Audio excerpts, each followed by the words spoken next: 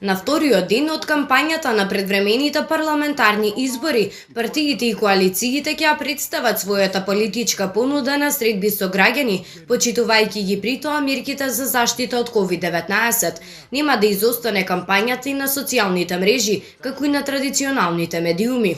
На вториот ден од 20-дневната изборна кампања, караванот на коалицијата Можеме, предводена од СДСМ, ќе биде во Охрид и Бутел, додека коалицијата на ВМРО-ДПМН за обнова на Македонија изборните активности ќе ги представи пред граѓаните во Вевчани, Струга, Ресен, Куманово, Скопје, Гевгелија, Охрид и Гостивар. Алијансата на албанците и Алтернатива денеска ќе одржат промотивна конвенција за кандидати на пратеници во Тетово. Вчера, на првиот ден од изборната кампања, председателот Стево Пендаровски порача дека изборниот процес и изборите мора да бидат спроведени според високи стандарди и критериуми, имајќи ја предвид и евроатланската перспектива на земјата. Апелираше до сите учесници во изборниот процес да придонесат овие избори да бидат фер, слободни и демократски, како и што се обврзаа со подпишување на Кодексот за фер и демократски избори.